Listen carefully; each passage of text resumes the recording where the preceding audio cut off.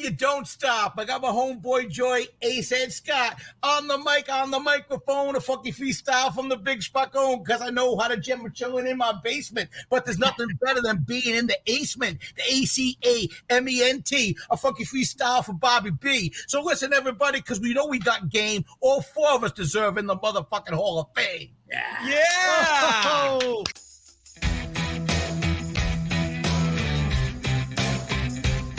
Be careful. He's and Scott Higgins, both of them coked up out of their minds.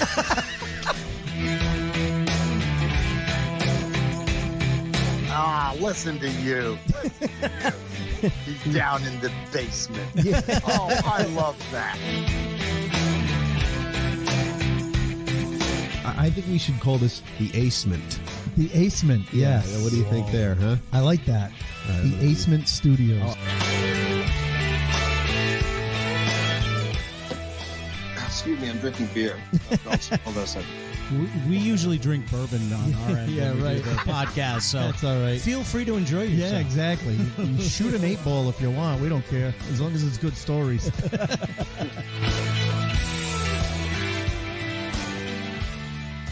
Welcome to the Acement, everybody. It's time to go behind the funny. This is Scott Higgins. And this is Ace Aceto. Yes, it's nice to be back. Thank you. Yeah, oh yeah, that's right. You weren't here last week. Yes. I missed you so much. Yeah, I could tell. You basted. You son of a You bitch. fucking basted over here. Hey.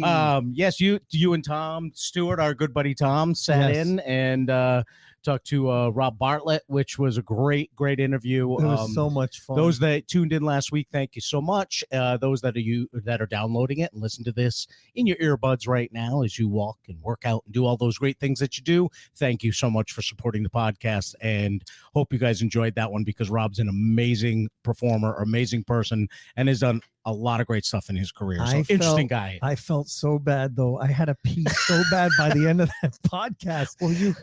I apologized to him the next day. He goes, I think his exact words were, "I hope your pee accident wasn't because I'm so fucking long-winded." Well, you have the bladder of a hummingbird. Oh my God. Well, I do. I know. All right. Enough. So anyway, everybody, thank you so much once again for doing what you do by supporting us, which is, of course, subscribing. Yes. Of course, telling a friend. Got a new 5-star written review this week. A really nice one. And what I love most of all is they said they love the funny bad gig story. It makes them laugh every time. Which only solidifies why we're going to be writing a book about it by the end of the year. We've been talking about it for a while, about doing a book of the funny bad gig stories. And when we saw that, we were like, yes, we definitely have to do it now, because that is our favorite too. Everybody is. We love that story, and that's why it's become the one thing that is definitely a staple in our interviews with comics. So I'm glad you guys enjoyed those as well. And we're drinking something a little different today. Hey, we got a new girlfriend this week. Yes. We're trying out. Actually, play in the field. It's funny because you had brought this one up, and I go, dude, I have that. I know. Yeah. I like this one a lot. So tonight we are drinking Woodford Reserve Double Oaked. So it's very nice bourbon. Double oak barrel. Nice, you can see it's very caramely. For those that are watching, but it's got a very smooth taste. So clinky. Cheers, my friend. Clinky. And nice glasses. Thank you. I got those from my my former teammates from my former company, because I've made a job change. I'm still in medical sales, but I changed to a different company. After 24 years, I felt like I was literally leaving my parents' house to go out into the world. Now, if you want to buy something from Ace, it's in a van behind the mall. I don't mean to brag, but yeah, I do. You got to go back there to buy your shit. That's right. Anyway, tonight we got a great episode. Yes, and as we always do. Yeah, I know we say that every week, but we're so excited every single week. But Ace, I'll let you do the introductions, because this one's going to be a lot of fun. So we've been talking about this for a couple of weeks. We've been kind of teasing this episode. I've been honored to be inducted into the Rhode Island Comedy Hall of Fame. Yes.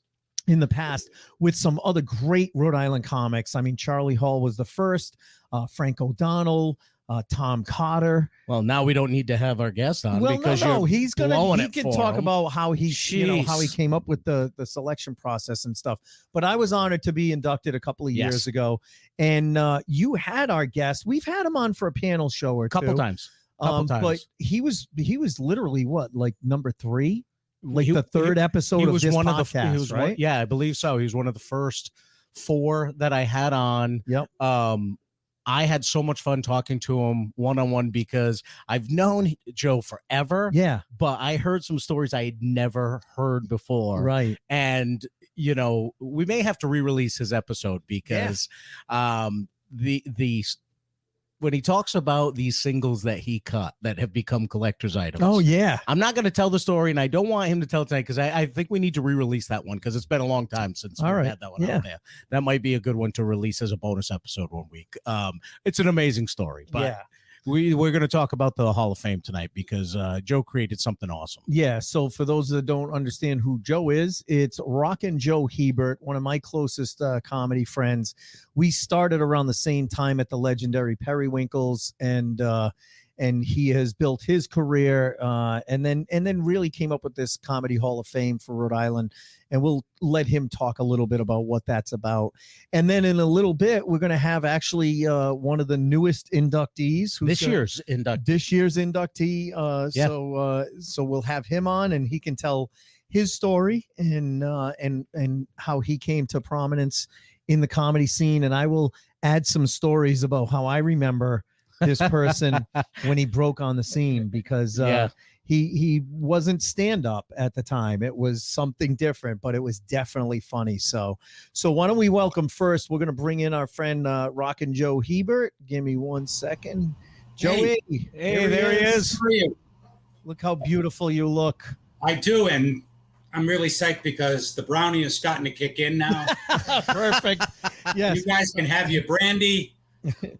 I've got my pop brownies. I'm ready to go. Yes, we stalled as long as we could because we hear edibles take a little longer to kick. It does. It takes. I popped this one at 6:00 tonight. Speaking of medical sales, Joe has his own medical sales business on the side. Absolutely. But not until it becomes legal in Rhode Island. He's just practicing right now, right? That's absolutely. I go to Seekonk. Oh, all right. Legal. You sell it there where it's legal. Mile up the road. Yeah, right. That's awesome. So, Joe, we had you on before a long time ago, and then for a couple of the panel shows. You've been around 30. How many years? 35. Yeah. So 35 years, all around the New England comedy scene, and then all of a sudden, I'll let you tell the story because I remember you telling it. How did you come up with the idea for a Rhode Island Comedy Hall of Fame? It was nothing. It wasn't any kind of brainchild. Yep. I was laying on my couch. It was in the summer of 2011. It was in August of 2011, and I saw an ad on TV for some award show, Golden Globes. He saw an ad. If you could draw a picture of this rabbit. I did. And I was saying, you know something? This is a great idea. There's been nothing like this in Rhode Island. Yep. No kind of accolades. Yeah. For any of the comedians that have come up through the years, and a lot of really good comics. Yeah. 100%. Come out of Rhode Island, and nobody knows it. So I said, I got to do this. I got on the phone right away with Frank O'Donnell. Yep. And I said, what do you think? He says, I think it's a go. He said, who's first? I said, well, it's obviously going to be Charlie Hall. Right. So it went from there, and we got Charlie's induction in April of 2012 at the former Catch a Rising Star. Wow. That was April of 2012. That was almost 9 years ago. Can you believe it? Oh my God. Because that was the first time I had ever been asked to be on a roast. So did you come up with how did you come up with the idea to do a roast for it? Like where it wasn't just a regular, show or you ceremony. didn't just present somebody with a plaque and everything. You came up with the idea for the roast. No, I wanted to do a roast because I didn't want to do a show. Yeah. Okay. I wanted to do something different, and I wanted my friends to be able to do something different. Great idea. You guys know what it's like. You're out doing your act every weekend, and you like to go up every once in a while and do something different. Right. So I started writing for this, and I realized you wrote I loved insulting Charlie so much. Dude, I have never seen someone walk in with a bigger stack of fucking note cards. He reminded me of James Lipton from inside the actor's studio, only with his big stack of cards. But they weren't nice questions at No. all. No, you had way too much fun. I had too much fun. I was like, do you remember you asked me to be on, and I'm like, I don't know if I can roast someone. I've never done that before. Yeah. It opened up a whole new channel of meanness for me. I had so much fun that night, and I'll never forget. I was on right after or right before Kitty Litter, the drag queen, Miss Kitty Litter. Oh my god, she gets up there right after me, and she goes, "I don't know who Ace Aceto is, but I'd fuck him." Remember what she also said that night? What? The one word you never, ever, ever say. Oh, did she say the C word? She did. She said, "Oh my." Well, she can. She can. Yeah, right. Exactly. And get away with it. But we had so much fun that night. It was chaotic. But it was honestly, it opened up a whole new channel where every time we've had another roast for the Hall of Fame, I've been so excited to write shit about people and go for the jugular, because I just remember even the night of Charlie's, you had to keep reiterating, folks, it's a roast. Yeah. Because people got so uptight at times, and you had to remind them, like, listen, yes, we're saying absolutely brutal things about each other, but we absolutely love each other, and that's where it all comes from. Well, I remember going to, your roast. Yeah. And what I love about what you did with this is that it opens it up to not just comedians. Right. Are able to be up there on the dais doing this, so because you had like Brendan Kirby up there, and obviously Brian Mulhern, and when Joe ever said to me, "Hey, would you like Mike Sheridan up on the dais?" and I was like, holy shit, I've been making fun of this guy for 20 something years. He can finally get back at me. And I actually reached out to Doc, because unfortunately we just lost Mike a couple of months ago. He passed away unexpectedly. And I reached out to Doc, our friend Dr. Dan, who recorded the whole night on his. That's right, he did. He had like a digital camera, and he recorded it. And I reached out to him, and he can't find the files. But Mike Sheridan had one of the funniest. I mean, he got back at me so bad, but it was so much fun because, again, I grew up listening to this guy do the traffic report. Then I started doing the impression of him and had been doing it for like 28 years at the time. And he finally got to bust my balls and he was hilarious. Well, I mean, and that's what makes it great. And what you did so well, Joe, is it's not just for comedians to go hang out and watch this comedian get inducted. It brings the whole community in. Everybody can come and watch these different people that get involved. So, and I think that's one of the things that has made it so successful, because, I mean, that one, you talk about, all the other roads you have, they're packed. They're packed with people in the audience. Yeah. Tom Cotter's, when you had his. Tom Cotter wasn't a roast, if you remember. Right. No, that was a show. That's right. That was a show that he did it a little differently, but it's still, the room's packed with people. All the roasts packed with people.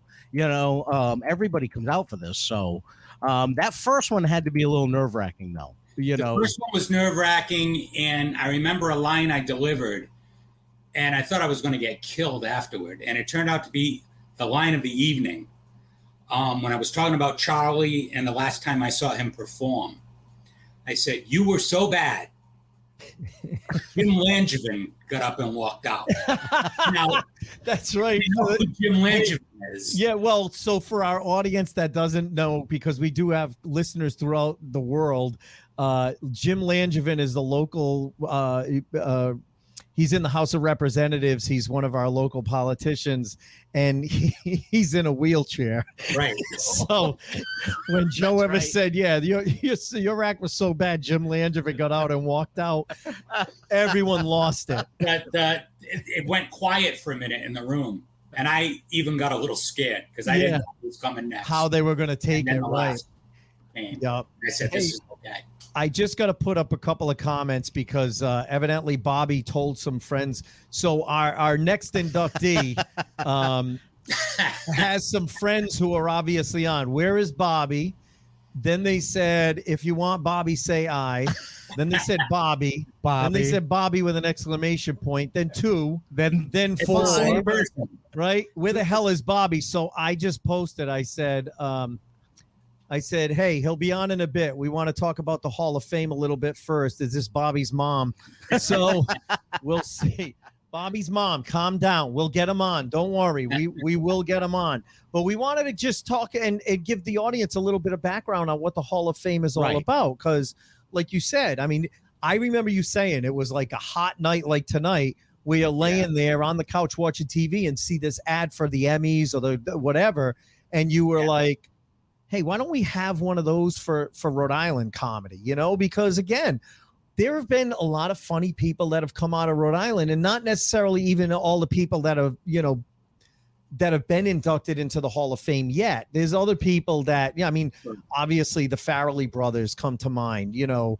I want the Farrelly brothers. Yeah. You know who I wanted, and I'm not going to be able to get her. I wanted Ruth Buzzy.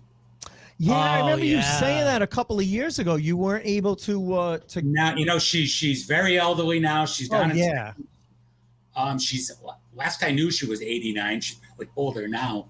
Yeah, and she wouldn't be able to do it. Yeah, and I really wanted her. Like that was my get. Yeah, because it was the weirdest thing because she grew up in Connecticut, but she was born in Westerly. In Westerly, Rhode Island. Right. Wow. You know? And, but there's other people that we've talked about in the past too. I mean, when you think about it, you know, Paul and Al, they just celebrated their 31st anniversary here in Rhode Island, you know, on 94 HJY, the morning guys.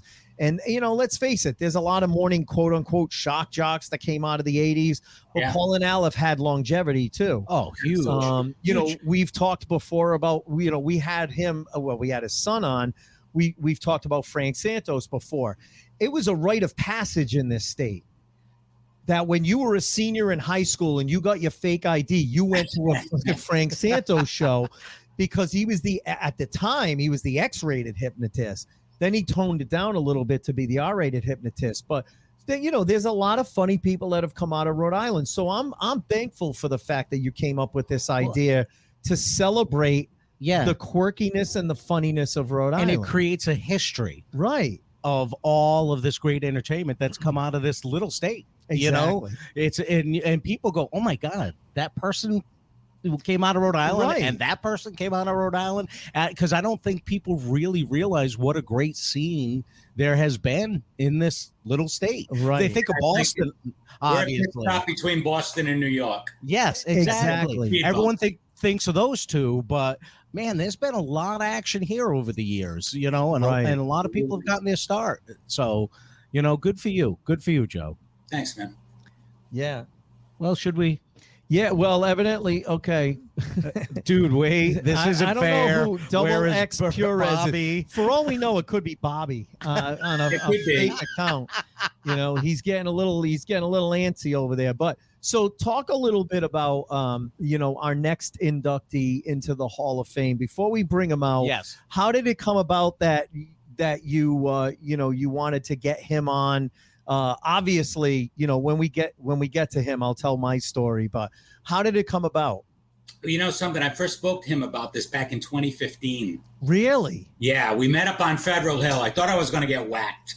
Big surprise. You met an Italian guy on Federal Hill. He invited me up to this restaurant. And it was a quiet place. There was a gun taped behind the toilet. The men's room. No bystanders. Yeah. The valet took my car. I never saw it again. You met with him and Captain McCluskey. Yeah. And the Turk. In the throat. And the Turk. I got good Italian food. So we talked about it, and you know something, it wasn't the right time. Yeah. There was still more to go. Yeah. I figured I needed that stand-up element in there. This was before you were in.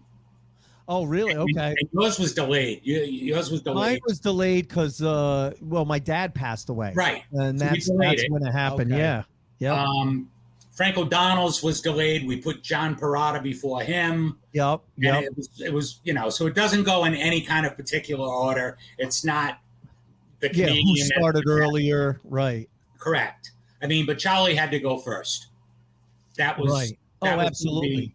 That was going to be the determining factor whether this would work. I mean, Charlie has even said it. He's the godmother of Yes. Rhode Island comedy. He's the queen of comedy. He really is. Well, when I booked him on the Royal Flush show, I think he was genuinely turned off that I booked him in the king spot, and he goes, "How come I'm not the queen?" Yes. So I met with Bobby Braciola. We talked about it. I said, you know something, I don't want to disappoint you, but now is not the right time. Right. And I just got this feeling I can't do it yet. Right. Can't do it yet. And that's what I usually get before I choose somebody. There is no kind of, I mean, there's a little bit of a process I go through. Right. What has this person done? What have they achieved? Yeah. Do they give me work? Do they? booked me recently? Hey, do you have a comedy into club the at a Rhode Island casino? Comedy Because for every comedian that gets into the Hall of Fame, there's another 50 that are pissed off at me. Yeah, right, right. By the way, Joe, are you open next weekend? I got a gig. You're from Connecticut, you prick. Well, you're from Connecticut. Yeah. Oh, shit. Well, we'll talk anyway. You just got to come up with double. Okay. So, yeah. So there is a little bit of a process. What have they done? What have they achieved? Right. And right. It's notable. Exactly. It has to be notable to the comedy scene in Rhode Island. It's got to be notable. I mean, if I said, okay, Ace Aceto's coming in, big deal. You guys have been friends for, 30 years. Right, right. And right, and you want to avoid that being, okay, Joe's just bringing all his friends in. yeah, Right. I've heard that 100 times before. Right, Right, Just right. people that became my friends who I've worked with over the years. I mean, you guys, I didn't know you guys growing up. Right, right. Through comedy. Right. Exactly. We became friends through comedy. So, but I'm going to change that all this year because Bobby Braciola is no friend of mine. He's an asshole. Hey, And whoever's writing in, you don't love him now. He's not an asshole. He's a beautiful man. No, he's And, awesome. Yeah, and I'm really excited about him, making him a part of this. So, and just so the audience knows, Bobby, we're going to bring him in a second. Yeah, and, let's talk with him about that. And well, we'll bring him in. Let's bring him in. Let's bring him in. And He's then waited long he enough. can talk about what he has done, and then I could tell my story of how I first heard of him. Yeah. Dying to hear this. So please welcome to the Behind the Funny podcast, Mr. Bobby Braciola. Yeah. And there he is. There he is. Let's make him big. Here he is. Okay, cool. Look at him. Call off the hit on Ace. I'm on now. Yeah, exactly. Yeah. Please. I don't know who the fuck XX Purez is. Neither do I. It's They've crazy. blown up my fucking feed. I'm not even showing half the comments. I His know, it's wife's in funny. the next room. Ace, I know, I have no no shit. idea, bro. Yeah. That's funny. But Call off the XXPRX, hit. You're still looking out, perpetuating a man. But I stereotype. want to Yeah. hear what Joe had to say, too. So. Seriously, they have 800 comments on the show so far.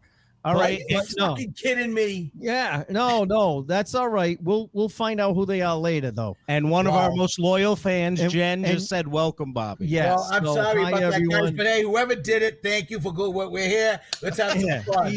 he's here. Calm the fuck down. XX Pure X. It sounds like get in, get off, get out. Website. Yeah, exactly. Right. So, Bobby, let's talk a little bit about your career because all I remember was Joe, I love you too. By the way, We are not friends. That's why getting this the real award for me and you, Ace, because he doesn't like either one of us. I know. We had to earn this induction. Yeah, well, not for nothing, but if you had XX Purez fucking emailing him every week, I think that's why you got in. Absolutely. Yeah, the meeting was actually in Wise Guys Deli. Yeah, is that what it was? We met at Wise Guys Deli on Federal Hill in 2015, and I it love wasn't it. the right time. But you know what? It was funny, and Joe the entire time was like this. I know. He thought he was getting whacked. That's the fucking truth. I said, order a Bobby Braciola sandwich with extra gravy and shut the fuck up. We'll do it in 5 or 6 years. And just, maybe a pandemic in the middle will stop. Yeah, right. And just sit with your back to the door. Don't worry about nothing. I got my eyes on the door for you, buddy. Thanks, Ace. No, so all I remember was being at Barry's Video Dance Club Warwick, and they used to play this fucking song. Bobby Braciola, and I'm like, who is this guy? At Barry's? Oh yeah. They used to play DJ at Barry's, but that was long before the songs came out. Oh no, they played your song. What was the first song that you came up with? Ace, it's our fucking anthem, bro. I'm a Spacone. I'm a Spacone. That's it. Well, see, because the most recent one, Chooch to Salud, Gooch. guys. Salud. Hey, salud. Salud. Your newest one, Chooch to Gooch, is so infiltrated in my head that I totally forgot I'm a Spacone. But that is the signature song. Coming from you, man.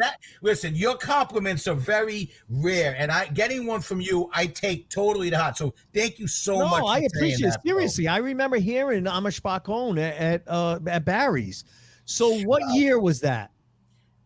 Came out St. Joseph's Day, 1989. 1989. That's the year I started doing comedy, brother. Really? All of a sudden, you just became John Parada. Oh, brother, I just became John Parada. What the fuck? Wow, 32 years though. We started the same year. I mean, exactly. I DJ'd before that, and I was, MC T-Mac, but I came up with Bobby Braciola and dropped I'm a Spacone on St. Joseph's Day, 89. So you and I, same career, brother. That's so funny. Wow. And so you were eating a Zeppola at the time. Yeah. What's that, Joe? You were eating a Zeppola at the time. And he spilt on himself and went, boy, I'm a Spacone. Look at this. No.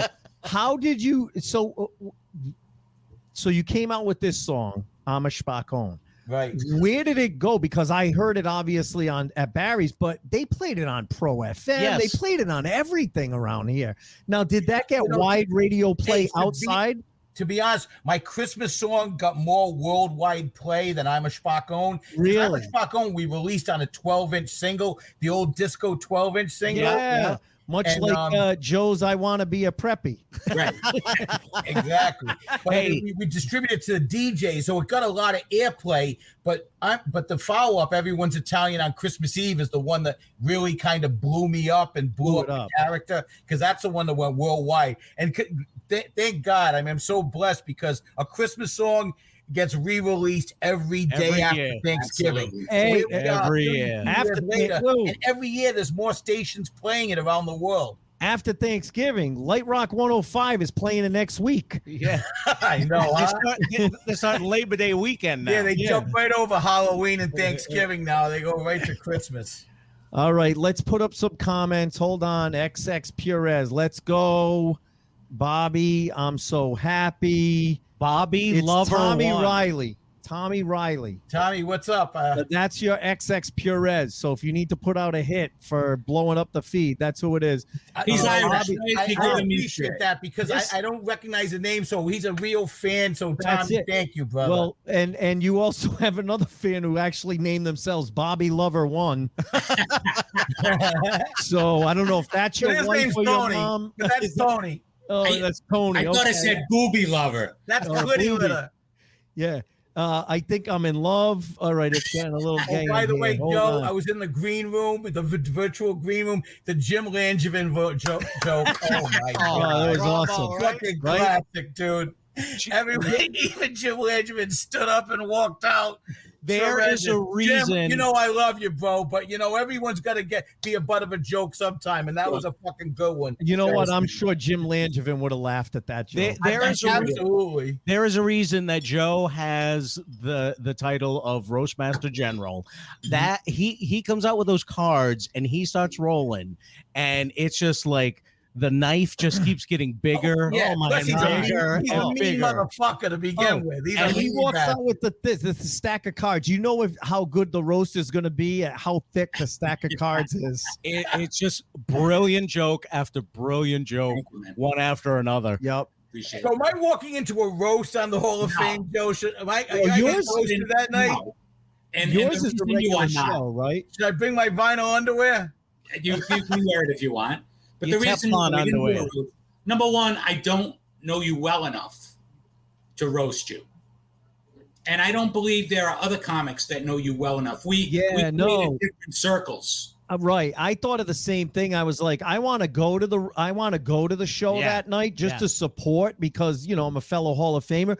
But if you guys had said, oh, we're going to roast them, this is the first time I'm actually, other than some correspondence over email, this is the first time I've actually got to meet, Bobby. So I think that's a good idea.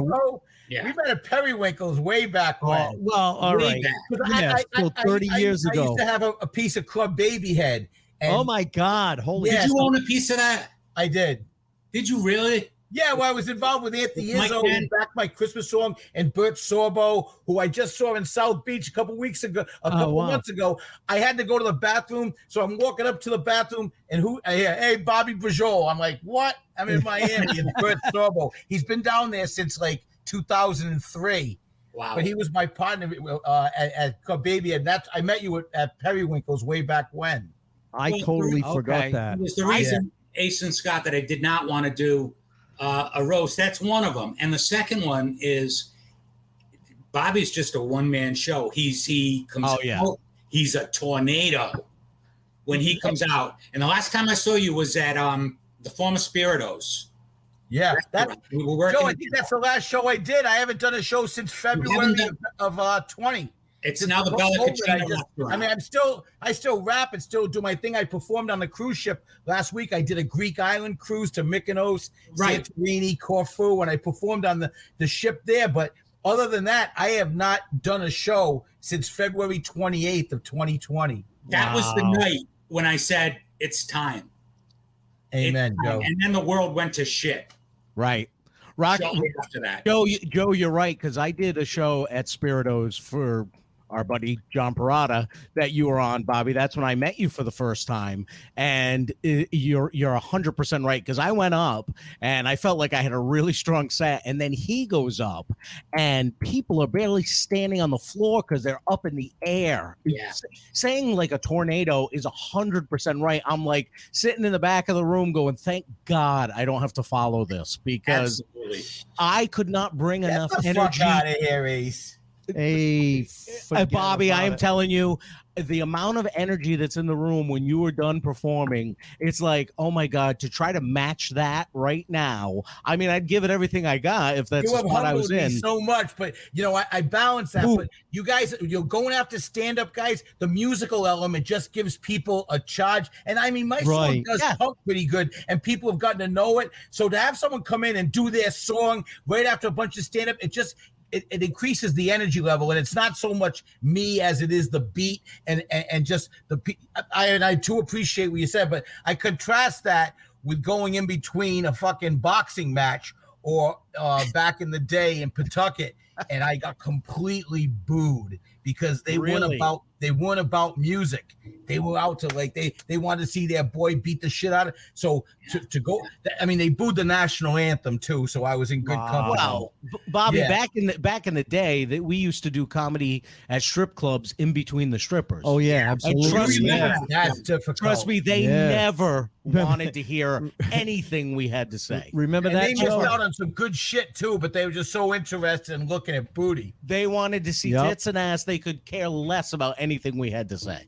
So yeah, I mean, time and place for everything. By the way, guys, thank you so much for having me on the show. I mean, my son and my wife were much more technical than I. They were so impressed by just the way you guys put it together and the way it looks. And I mean, you guys are hilarious. So I'm honored to be on your show. Oh no, we're honored to have you. Trust me. We're honored to have you. I mean, Joe, we've had before, so big shit. Yeah. But Bobby, having you. No, listen, Joe is even impressed. He goes, "Wow, you guys do this on video now? This is really cool." You know? Yeah, I just thought it was going to be audio. I thought we've come a long way. We've tried to improve over time. You know, this is and it's just as nice, Bobby, in the studio.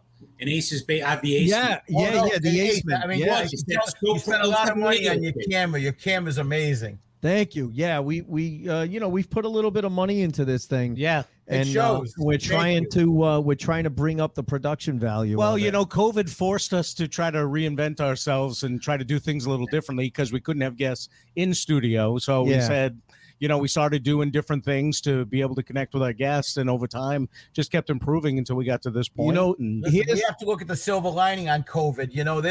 There's some upsides to it. I mean, I did a parole murder hearing a few weeks back and didn't have to wear pants. So, I mean, they see this. It's like listen, in a way, it's made things more streamlined, and some things are better. Obviously, it's just been such a tragedy for so many families. And in fact, I got to give a shout out to my boy Steve Palumbo, one of the great entertainers. Tomorrow's his mom's funeral. Regina was a beautiful, beautiful, wonderful person and succumbed to COVID last week. And Steve Palumbo came and sang at my grandfather's funeral, just showed up to sing Ave Maria because he knew my grandfather loved it, and then came to my dad's funeral and sang Ave Maria. And he went into my dad's room at hospice and did a whole Dean Martin set for my dad in the last week of his life. He lost his mother to COVID this week. And I saw that.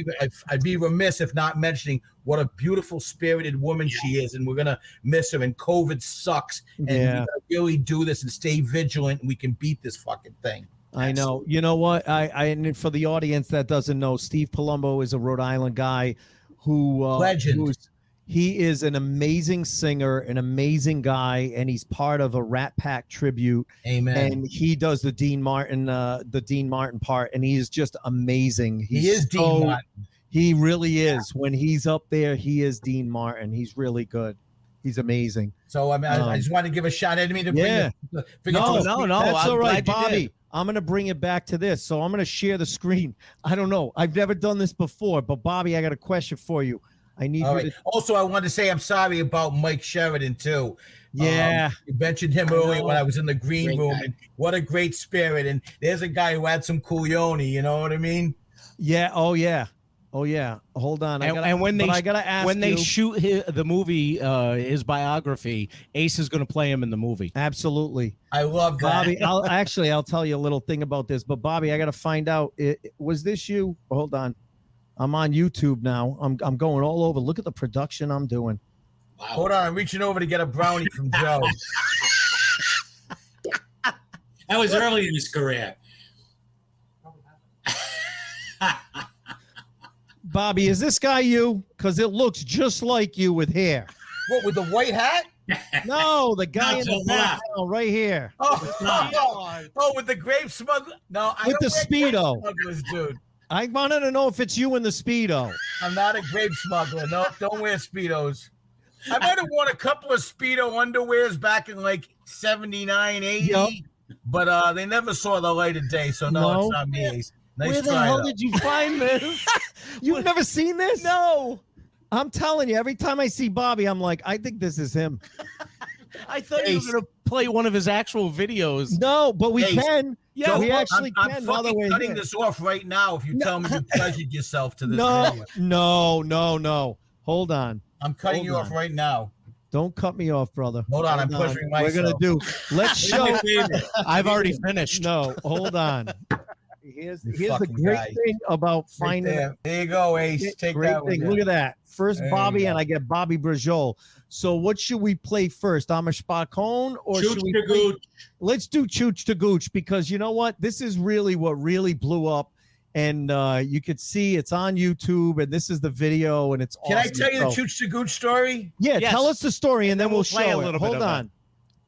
Go ahead. Tell the story, because All if right. I switch back, My and wife forth, works for the it'll Cruise fuck up. Brothers, so we've done a lot of cruising, and we just got back from the Greek cruise, and I always perform on the ships. They hook it up for me. The Cruise Brothers are great. Yep. But I was tired of going on cruises and seeing like all these fucking line dances. Yep. Every single and every resort you went to, it was electric slide, cha-cha slide, Cupid shuffle, you know, come in your eye Joe. I mean, cotton your eye Joe, and all these. So I was like, I need to do a line dance. So I started working into, like, whenever I do appearances, just throwing on a disco song and go, come on, everybody, time to get up and do this is the aerobic part of the evening. You know, grab the apples off the tree, reel in the tuna. And I did this bit. And then I decided to turn it into a song because I was like, we need to do our own line dance. It was the 10 steps of disco dancing. You can go from being a fucking Chooch to Gooch in 3 minutes. The 10 steps of disco dancing, Chooch to Gooch. You can find it on YouTube. It's hilarious. I love it. Spotify. Spotify. All right. iTunes, Amazon, anywhere that streams, you can play it. And they also have I'm a Spaccone and Everyone's Italian on Christmas Eve. And I'm proud of those two. They took a lot of time and effort and blood, sweat, and tears to produce. So yeah. So where did you come up with the with the ideas to come up with these songs? It was just funny ideas that you had, and you were like, because you were DJ, right? I said you were a DJ, so you kind of had the idea of musical parodies and stuff like that, or? Yeah, I mean, I DJ'd through the whole disco and funk era. I was more of a funk DJ, you know, Rick James, Gap Band, Rick, you know, those SOS Band, Lakeside, Funkadelic, you know. So I kind of morphed into the rap area. So I DJ'd a lot of R&B and rap, and my character. Like, it was just DJ T Mac, and it just hyped the crowd. And then I came up with the Bobby Braciola character. I actually was in we did the song called the PC Rap when PC went to the Final Four in '87 with Rick Pitino and Billy Duncan. I did a song called the PC Rap, and it got some airplay. So then they were having this like rap contest, and I got invited to be in it. And we actually came in second, and the second prize was a keyboard drum machine, like 16 hours of recording time. And we used that. And I said, listen, I got to do something besides DJ T Mac. And I always used to, I mean, coming from Cranston, I always, like you, Ace, I mean, you know, we make fun of ourselves. So right. It was just like, you know, I told a lot of stories. Hey, this kid just took a fucking shot of my cologne. Don't you die? Don't you die from that shit, kid? Come here, let me show you back. I used to tell that story because it was a true story. I had a friend, John, who was so we were smoking weed and this was like 1980, and then my friend used to take the bottle of Halston cologne with the hole in the top, put his tongue in it, and make like he was taking a shot. And he did it to this kid. The kid fell off the bed. He's like, this fucking kid just took a shot of my cologne. Don't you die from that shit, kid. Come here, let me smell your breath. And I took that story and a few more, and I said, okay, we're gonna use this money from the winnings of the rap contest and come up with a name. So it was like, Mike Macaroni, nah, you know, Tony Tortellini, nah, Bobby Braciola. I don't talk too much. I'm no chiacchierone. I know how to dance. I ain't a strombolone. I got tons of class. I'm no Carvone. My name is Bobby Braciola, and I'm a big Spaccone. I think Tony Tortellini should be your opening act. Yeah, right. And I worked the song into it. I know, you're right. I worked the line into the song. I get with my bookie. I place my bet. He goes, Bobby, you've been drinking. Let me smell your breath. Yeah, there you go. I took the story that I've been telling since '79 and worked it into a lyric in the song. Perfect. And then, right. We had Tyler from Kicks 106 who pushed it for me, and then Kiss 108 picked it up, and then Hot 97, and they're like, "Yo, you're playing in New York City," and it was like, "Holy shit!" Oh, that's crazy. You know, and it was a song I kind of wrote as a joke, but the timing was right because and I got great legs out of it. I got to open the Def Jam tour with Will Smith and Public Enemy, Kid and Play. You know, I got to know Flavor Flav and Chuck D pretty well. Holy shit. I got to meet LL. I met Elton John. I met Billy Joel. I met Stevie Wonder. You know, it was crazy. Things just started happening so quickly. And I had to follow it up. So I came up with the Christmas song. I was sitting by my mother's pool It was like 89 degrees in August. I'm like, I got to get a Christmas song. So I just got into like, what do Italians do that nobody else does? You know, Christmas we're Eve. at the Maka loading up the car. We got the squid, the schmelz, the bacala, rocking around the Christmas tree with Bobby Braciola and his family. An experience you will not believe because everyone's Italian on Christmas Eve, ain't it? That's awesome. I love it. That's so cool. Oh, but man. you're literally drawing from so many people who are Italian. Doesn't matter where you're from, whether it's Rhode Island, Jersey Shore, oh my God, New York. It Doesn't matter, St. Louis, right? Montreal, Wilmington, Delaware. They all like related to the Christmas song. Like Right. everywhere I've gone, when we did the Def Jam tour, I was meeting people from all over, and they were like, "I can't believe it, man! The squid, the schmelz, the bacala." And I was like, Right. The women are all slaving. They're in bad moods, but only until the shrimp cocktails here. Then oh my goomba to share the Christmas cheer. Because you know the women the day before. You gotta fucking stay away from. They're crazy. Yeah, they're nuts, right? 22nd, 23rd, and 24th of December. Stay away from Italian mothers. Yes, exactly, because they're So I just prepping. worked it all, and everyone related to it all over the country. Italians in Missouri and it was cool. That's so awesome, though. That's so awesome to be able to connect with people just on the basis of who Traditions, they are family and the traditions that they have, and it doesn't That's matter right. where they're from, you know? Yep. Well, and it's the same thing with comedy. When you talk about something Right. personal from a personal, experience that you've had, and you make that connection with people, and they come up to you afterwards and go, "I had the same exact experience." Those are the best moments Seinfeld ever. has made $1 billion on that. Right, Just exactly. That everybody, how to put the butter on your English muffin. Just crazy shit that everyone relates to. But I just tried to find my shtick because, I got to meet some great people along the way. Will Smith by far was the best person ever. Really? Luther Vandross was great, but Will Smith was like a true brother right off the rip. And he told me, listen, the thing that you are that nobody else is, you ain't Vanilla Ice, kid. You are fucking Jay-Z meets Tony Soprano. And I was like, he's like, awesome. He goes, I grew up in Philly with all paisans. He said, so I can relate to Bobby Braciola just like paisans do. Right. That is why we all dig you, because you're not trying to come across like you're from the hood. You're from fucking, You're just Cranston, Johnston, and North Provolone. Right, exactly. Now, Yeah. for every Cranston, Johnston, North Provolone, there's Philly, North Philly, there's, exactly. Jersey Shore, Exactly. there's everything like that. Now, Joe, how was Will Smith when you met him? Oh, Will Smith was a real dick. Yeah, that's what I heard. That's right. No, he was not. He's I'm not talking about the Fresh Prince. I'm talking we're not about talking the guy about I the used same to guy. work for. Named Will as successful Smith. as he is, because he deserved every minute of it. He's the No, he's a genuine guy. You can tell he is. He comes across that way. Yeah. Yeah. Aces.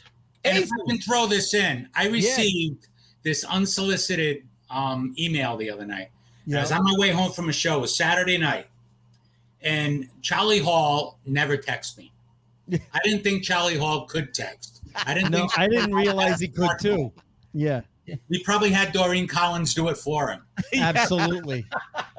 But this is what he sent me Saturday night.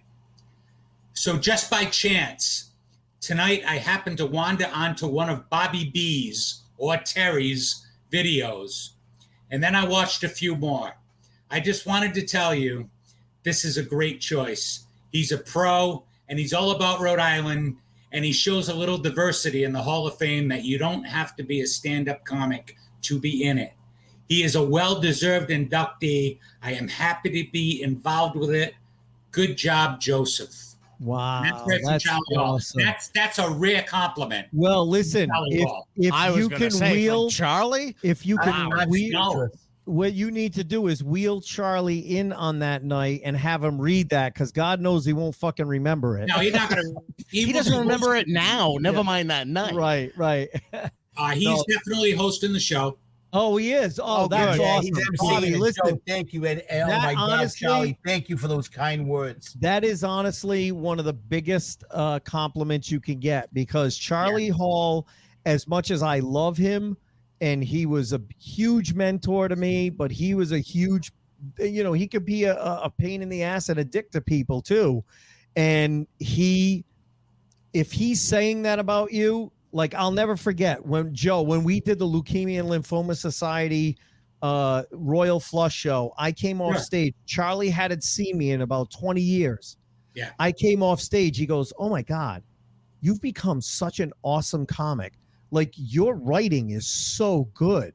Wow. That was the biggest compliment I have ever gotten in my career. It doesn't matter who it was. Absolutely. Because Charlie was that first person you wanted as a stand-up in Rhode Island. Charlie was that first person you wanted to impress. Yes. And never really, because he was kind of tough love type of I was going to guy. say, he doesn't hand out a compliment. No, exactly. And you that's have to why earn it from him. that means so much. Just hearing that about you, Bobby, means so much to me, because it means, that's why we're in the motherfucking Hall of Fame. That's right.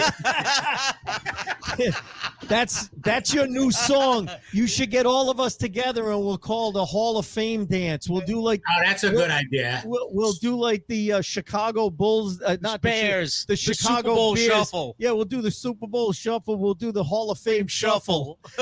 You know what you guys got to do? You guys got to get Bobby to do a freestyle rap. Yes. About Behind the Funny. Yeah, that'd be cool. Yeah. Put him on the spot right now. He's one of the best freestylers.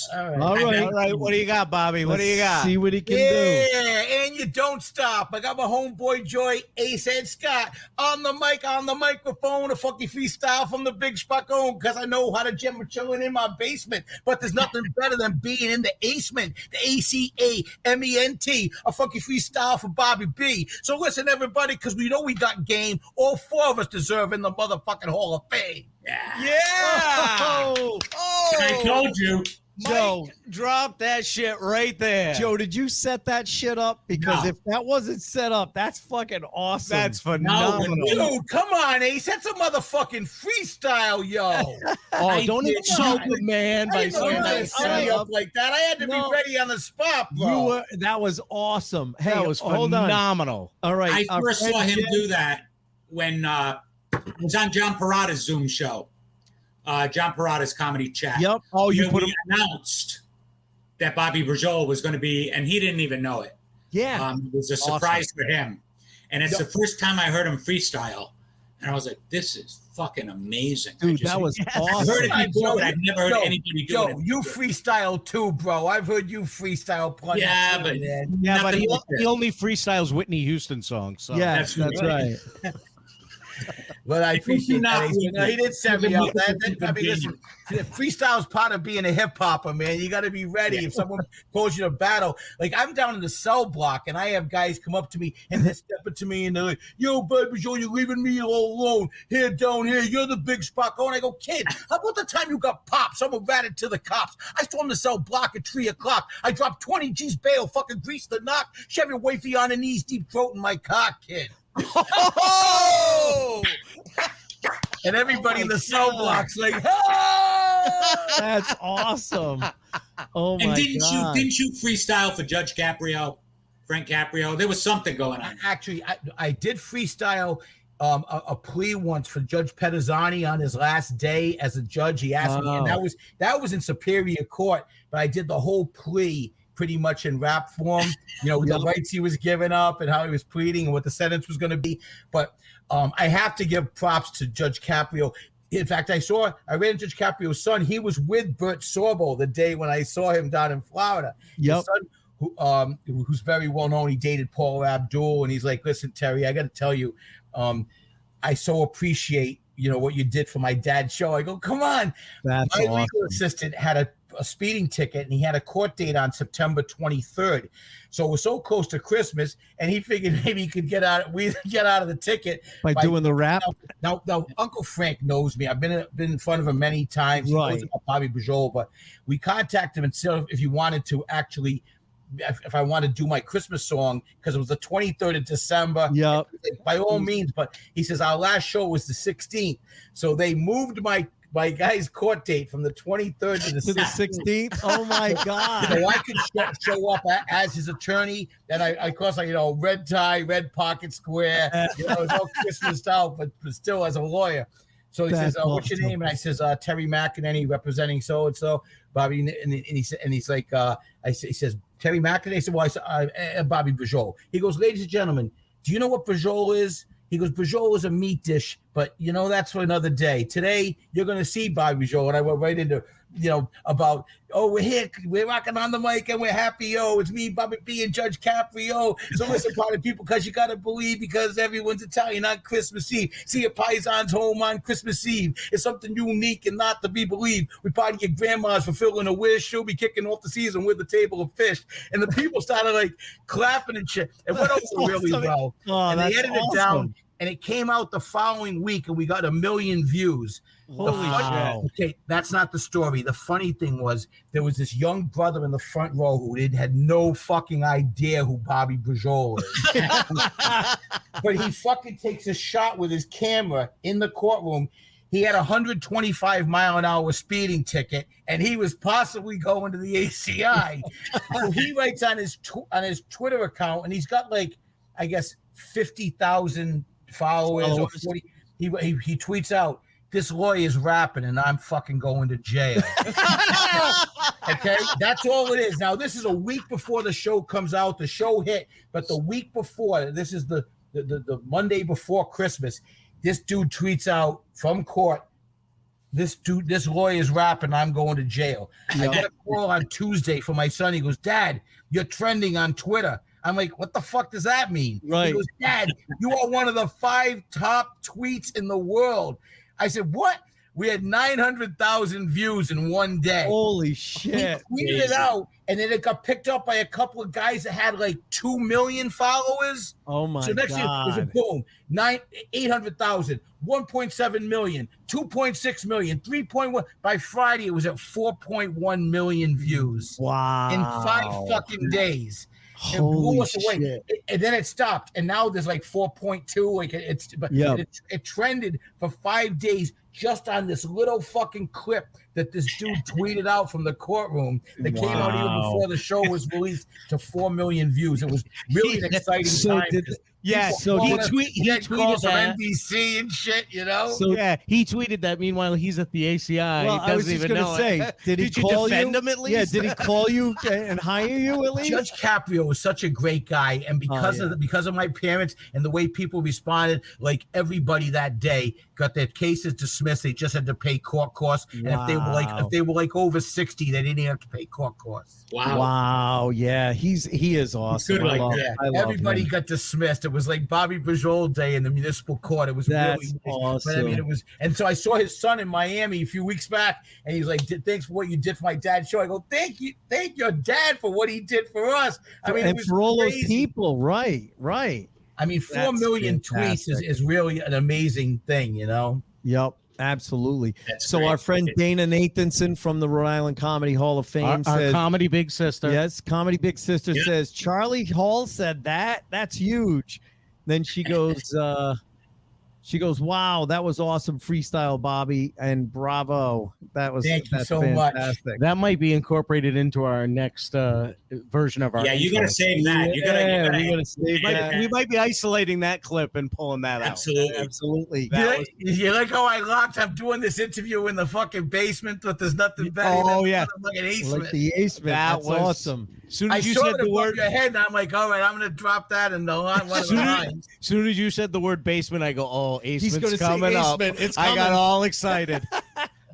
But Hey, no, by the way, Scott, the Scott Higgins, I haven't given you enough props. You know, we did a couple of shows together, and I really thought you were fucking brilliantly funny. Oh, like, I thank didn't you, get a man. chance to tell you afterwards because, you know, I try to do like I leave like Elvis usually when I perform, you know, get the people like cheering and you just like walk out the door, get in your car and screw. Bobby Braciola has left the building. Oh, So yeah. I didn't get a chance to tell you afterwards how brilliantly funny your set was. It really thank you. was. You're I mean, really that was funny, dude. that was one of those nights. It just felt like everybody was just on. It was Rhonda Corey, Yep. Mike Murray, Bobby was there. I mean, just everybody's set just clicked that night, and it just kept building and building and building, and it was so much fun. And then, of course, you go up there, like just Joe described it perfectly. It was like a tornado when you got up there, and I'm sitting there next to Mike Murray, and I look at Mike Murray, and I said a few things which he didn't fucking hear. Of course not. You know. What'd he say? He left with Jim Langevin. What did he say? What did he say something? And I look, so I had to say it all around the Corey instead. That's me. Oh my God. That shit ain't right. But I'm like, that was funny. Yeah, that was such a great night. Parada showed up and didn't even do a set. No, he didn't. You're 100% right. Show, he goes, "You guys fucking killed it tonight. Yeah, I can't top you. I'm going to drink I'm at not the gonna bar." go up tonight. Yeah, brother, I can't follow that. Yeah, I'm done, brother. He goes, "You guys did fine. I'm not even gonna do a set." Yeah. Joe, he goes I up. got you to know that I really he didn't even do it. I fucking howled during your set. It was perfectly Oh, delivered. Thank Really you. It was funny It shit. was so much fun. You guys did good. I'm gonna go have a plate of macaroni in the back. I'm gonna get some I'll tell you chicken that. palm. Hey, I'll get some chicken I'm palm. gonna get some chicken palm. No, this, Hey, are you open next week to do the gazebo at Garden City? Garden City Treatment Center. Well, Parada's greatest line ever. Hey, look at here we are at Tony's Pub. Tuesday, I'll be at the Closed Ponderosa on Route 2. Yeah, right. So let me ask you this, Terry. We normally and Bobby, I'm sorry, I called you Terry for a second. We're going back and forth. It's all right, man. But let me ask you this, because usually when we talk to our guests, we talk about wow moments, and you've obviously pointed out some wow moments. Yeah, I think Will Smith is a wow moment. Yeah, that's a wow moment. That's a pretty wow moment. But we usually ask our guests, and you may or may not have had this, but usually in stand-up, we always get put in these situations that are so fucking horrendous that we shouldn't be put in. And so we like to ask our guests sometimes about a funny bad gig story. And that's the gig that you were hired to do. It wasn't funny that night. It made you want to quit. But the further away you get from it, and you know, people start telling like war stories in the green room about like, oh my God, you won't believe this gig I did and what happened. The further away from it you get, the funnier it becomes. So have you ever been put in a situation? I wish I felt that way, but I don't. Yeah, no, and that's fine if you didn't. But you know, usually if anyone's been in stand-up for more than 6 months, they can point to an event where they were like, yeah, oh my God, you won't believe this event and I got hired for. I have two of those. I've been blessed. So most of my shows have been well received. I had two events like that. Joe, what were you gonna say? No, the guy. It's all you. No. I was just saying. I mean, it's happened to me two times. Most of the time, it's my audience, and people, they'll go with it. And so I've been very blessed in that way. But one was the fight in Pawtucket, right. Back in the day. It was like I think Vinny Paz was fighting. He was like the lead card, and there were a bunch of like Fall River, New Bedford boxers, and they came with huge entourages, and they had no idea who the fuck Bobby Braciola was. They were, a lot of Portuguese speaking people from the Fall River area that were back in this fighter, and they packed the joint. So we were total Spockones that night. We showed up in a 1954 chauffeured Jaguar. 1954 guys. And Jags back then, it looked like a fucking Model T, Yeah, right. like a Spockoned out Model T. I mean, it was so. But we showed up deep, and we had a big entourage. And I went in there, and I had just come off a couple of shows that I had killed like the week before. So I was going in there, I'm gonna fucking own this. Yeah. Oh yeah. And first of all, I'm fairly athletic. My son's a real serious athlete, and I've tried to be an athlete my whole life, but it's not easy for me to climb into a fucking boxing ring. Yeah. And I'm not used to before you get on the stage and rock the mic, you gotta fucking go through the fucking I could be Rey Mysterio or Bruno Sammartino going through the ropes, right? Yeah, right. Pedro Morales. So I go in, I almost trip going in. I'm like, this is off to a good start. And So before they'd already had a couple of fights, and the main attraction to these people, Vinny's fight was not the attraction to them. Right, even though that was the top card, right? He was to the top card. It was the Fall River guys. Yeah, Fall River and New Bedford, and they were fighting each other. So there was like people, bloodthirsty people, right? Right. They play the national anthem, and it gets and this is, I don't know, 91. I mean, this was way before any. Yeah, Colin Kaepernick taking a fucking knee. Yeah. And by the way, I watched the 2011 NBA playoffs. It was right after they got Bin Laden. And they didn't even have a lead vocalist. My son and I were watching because we're basketball fans, and everybody, 20,000 fans and all the players sang the national anthem. It was a week after, and there was signs everywhere. Thank you, SEAL Team 6 and President Obama, and everyone sang the national anthem. And it was 10 years ago. How fucking things have changed. I know. Just watching like the whole place, all the players, everyone singing the national anthem. 10 years later, we're fucking civil war. Right. Yeah. That's another story. Anyway, so I climb into the ring, and these people, they before I go on, I thought they had already played the national anthem because it was like 4 previous fights, but I guess those were amateurs. So the pro card was about to begin.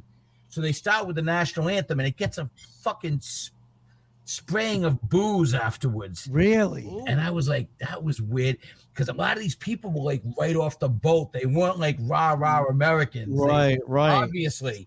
And they weren't paisans, I mean, Vinny's people didn't represent the way I thought they would. So I went up there and I did I'm a Spackone, and I didn't even get into the first chorus, and they were fucking booing me like wow, like I took a shit on the stage. Like, you should have changed the words to "My name is Manny." I know. I'm a greenhorn. I'm a greenhorn. Yeah, I'm a greenhorn. I know. Vinny has hashish, Will you guys shut up? I got to put up with my wife. She's in the other room watching. Oh, that's right. Poor Anna. You ever notice it says stuff on the side of police cars? I got booed pretty badly that night, and I had to crawl back through the ropes afterwards. Get with my entourage that think I'm like the second cup, the best thing since white bread. And they're like, "Hey, boss!" And get in our '54 Jaguar and go to fucking Providence to get. Did it have the? I felt like shit. Did it have the front crank on it to get it going? But as you think, we're laughing about it now. In a way, it was, it was an event. But it was horrendous. It's a great story, and that's what we love about those stories, because every performer has those nights where it's just not going to go right. It made you probably went home and wanted to quit, you know. But the further away you get from it, you're like, oh my God, I can't believe I lived through that. I like to call them the war stories. You compare the war stories with other performers that have also had nights like that. We compare them all the time. Right. Where comics hang out in green rooms, and one guy is telling, that's what we do. I did this shitty gig a couple weeks ago. And we're laughing at the other person's and we're laughing, and then we go, oh yeah, well, I did this one. And that same thing. So you've experienced the same thing. And those are the comedy gods. Like you said, you had a couple of good shows in a row. Your chest was puffed up. You're feeling good. And the comedy gods said, oh, let's knock you down a little bit. Let's bring him back down a little bit. Oh, my God, did they ever. But, the American in me, I came home, but I threw on the video of Whitney Houston singing the South Spangled Banner. 91 Super Bowl. If those motherfuckers booed that song and they booed me, I'm in good company. That's right. That's right. Nothing against Fall River, but that night it was like, No, it's not all of Fall River. It was just those people. Those people. So let me ask you, what was the second one? You said you had 2. I thought I was going to dodge that one, but no, we don't forget shit, buddy. We're writing a book about this stuff. Okay, this was at in Boston in Kenmore Square. It used to be called Lucifer, but then it changed to it was a big nightclub. Now it's actually the people who want to become morticians. They have that death school. Oh, really? It's like that an building, embalming school? Narcissus. It was called Narcissus. It used to be Lucifer back when my sister went to Boston College in the early 70s. But then when I went to law school in Boston, it had become Narcissus. So And, you know, so I was ready to go there. I was familiar with the place. I knew the DJ. And so I did a show upstairs, and it went over really well. Like, and I was feeling really pumped up. And that was a show I got paid for. Yep. But then there was this promoter who was doing like an after hours, you know, downstairs funk hip hop show with WRBB. And it was like, I'd say, you know, a 97.3% African-American audience. Yep.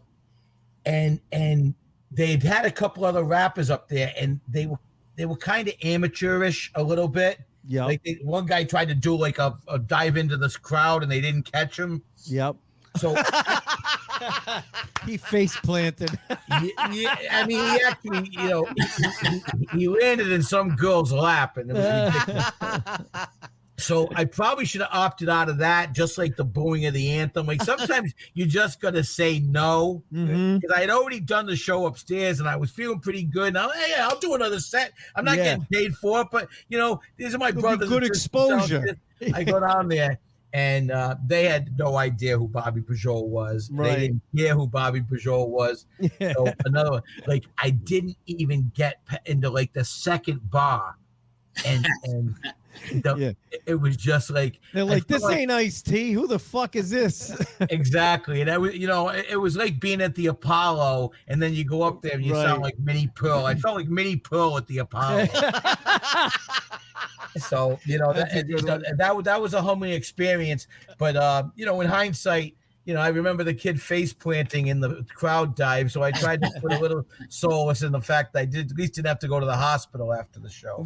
That's awesome. Oh, I just So love those are my two, H. You fucking broke me down, all right? Those are awesome. Those are my two. Hey, those are great. get ready. You'll be getting the release form in the mail. Yeah. Now I'll tell you when I bought a beer for Elton John. All right. Tell us about that. And then This is a cool story. No, I'll tell you that on another show. But it was really great, and he was wonderful. And people who think he's a douchebag, he's cool as shit, and he's about this tall. But he didn't have any money backstage at the Walden Woods concert, and we were in the VIP tent. I wasn't even there because I was Bobby Braciola. I was there because my friend was the top fundraiser for cystic fibrosis in the United States. Yep. He had raised like $8 million. So we got like second row at this show, and he took me because I was Bobby Braciola, but that's not why we got VIP. It was all on him. It was all because of him. And what did he get? Backstage passes? Well, they had this VIP tent, and I went in there with his daughter to get his daughter a soda, and you know, it was VIP, but it was still a cash bar, so it wasn't real. Yeah, VIP. right. It wasn't true VIP. So I'm waiting. I'm going to get a beer or something and a drink, and she's going to get a soda. She's with her girlfriend, and there's a little blonde guy in front of me, and I see he's struggling with the lady, and he's like, "Oh, I didn't realize this was a cash bar. I'm an idiot. I don't carry any cash." I look, it's fucking Elton John. Oh my God. He had just rocked the fucking place. He did a set, and the girl wouldn't comp him a fucking drink. That show was crazy. It was the Walden Woods concert at Foxborough Stadium. So it was like Don Henley was running it. Yeah. Aerosmith and Run DMC did their thing. Oh my God. It was fucking crazy. And Elton John tore it up, right? There's this fucking Stunad beer saleswoman. Right. Who doesn't realize it's Elton John buying a beer? The guy's like my he's in a fucking like burgundy sequin tuxedo. Do you really think, you know, he's an usher or something? Yeah. I mean, he's wearing the Mozart costume with the powdered wig. What do you think? He had the big duck on. towel around his neck, sweating his fucking balls off. He obviously just either ran from Providence to Foxborough, or he left it off the stage and donned his sequin cape. Oh my God! So I hear, and she goes, "I'm sorry," and she's about to take the beer away from him, and I was like, I said, "Excuse me," I said, "Excuse me." I got this. Don't worry about it. And I said to the girl, I just leaned in the bar. I said, "Do you have any fucking idea who this is?" I said, "Just take the money for the beer. There's your tip." And he turns to me and he's like, "Thank you very much." I'm like, "Dude, you just rocked this place." He goes, "I'm getting too old for this shit." I said, "Nah." I said, that was really amazing. And I said, Melissa, this is Elton John. And Melissa, the 14-year-old girl, was like, yeah. She couldn't even speak. Like, she was so speechless. Like, and you know, I talked to him a little bit and told him I had a song about Madonna. I have a song called Madonna You Butana. I didn't know this. What's that? Hey, I did not know I know you're friends. I know you're friends with Madonna, but I got a little song about her called Madonna the Putana.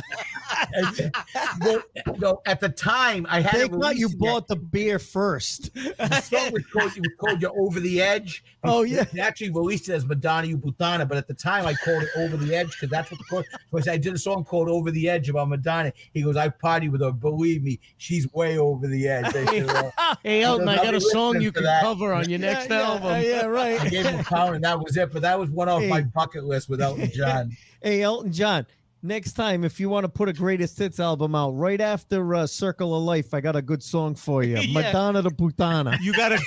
You gotta cover this song on your greatest hits album.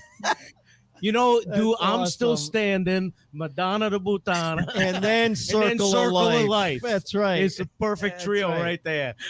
Oh my God. Holy shit. So we're coming to the end. Yes. And I wanted to bring Joe back and just talk a little bit about Bobby's show. So let's tell the folks about it. The date, information, how they can get tickets and stuff like that, because this will actually come out before the show. So we'd love to promote it for you. I'm going to tell you, we're half sold out already. That's awesome. Yeah. The show happens on Saturday, November 13th at 8 o'clock at the beautiful, illustrious Knights of Columbus Hall. Sandy Lane in Wool. Sandy 475, Sandy Lane, beautiful Oakland Beach. Knights of Cristoforo Colombo. It's, you know, something. Everybody makes fun of that room, but I love that room. I love that room. Isn't that a great Absolutely. room? It is. And so that's going to happen Saturday, November 13th. Okay. Tickets are $25, and they cannot be purchased at the door. I cannot stress that enough. Oh, it'll be So sold they- out before Oh, then. it'll be sold It'll out be before sold then. out If it's before in then. November and it's already half sold out. Yeah. Yeah, So that's great. do Joe. Thank you.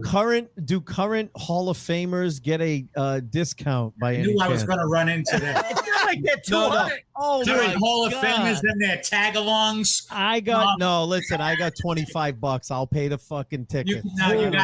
You guys are more than invited. Yeah, I would For do tickets, that. I got to tell you where to get your tickets. Yes. By the way, it's for good charity. It's for the Joe Hebert Filet Mignon Society.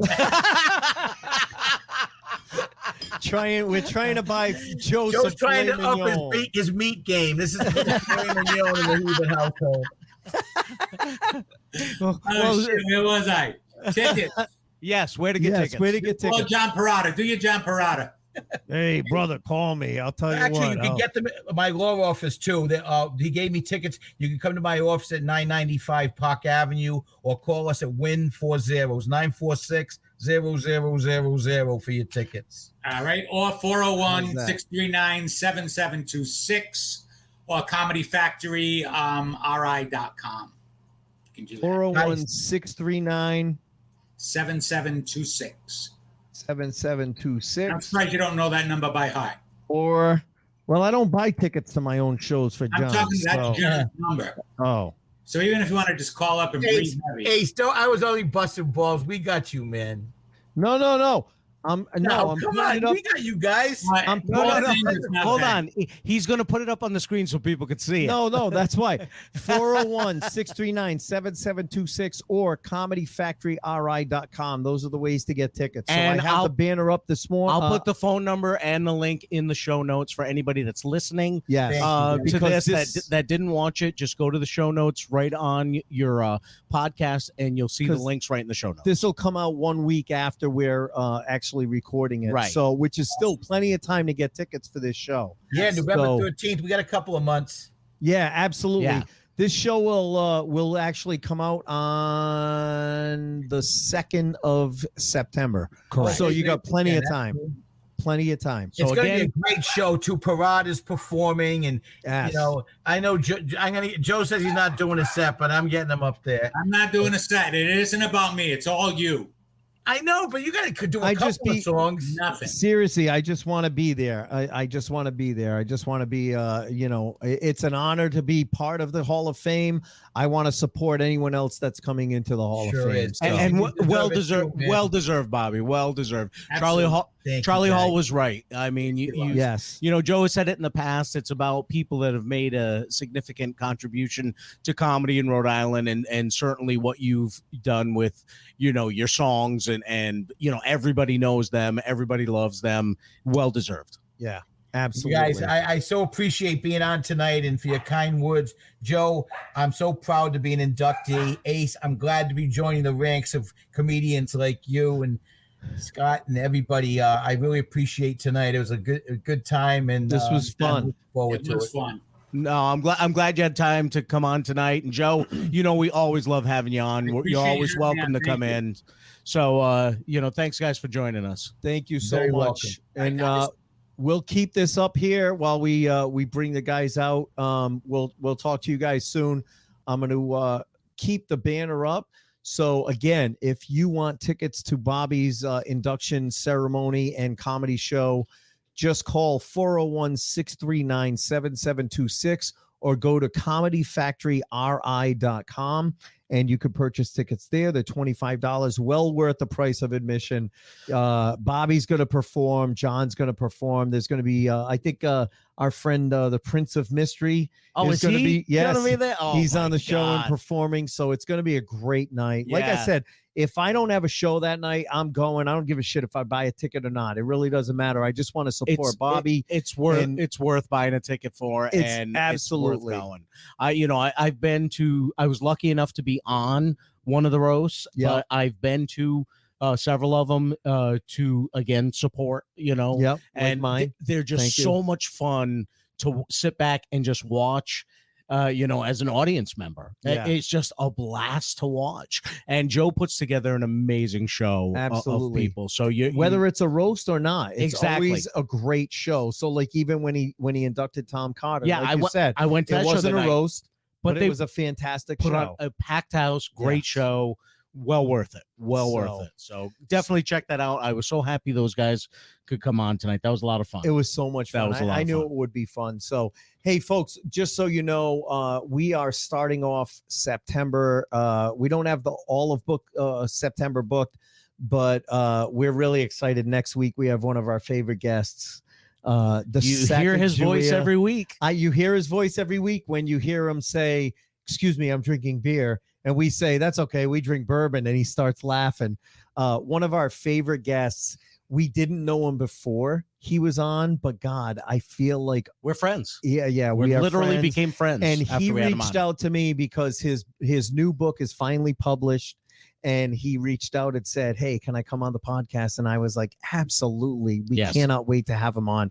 So Martin Olson is going to be on next week on the 1st, if you're watching live. If not, it'll be the week after.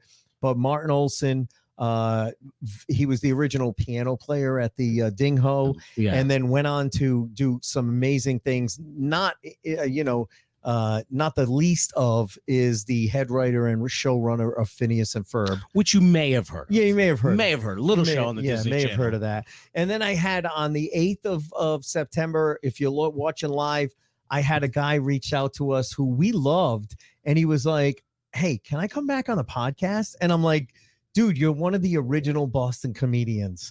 Like, he was prominently featured in When Stand Up Stood Out, and he is one of the funniest guys. He sent me a bunch of clips, and I was listening to his clips, and I hadn't seen him in a while.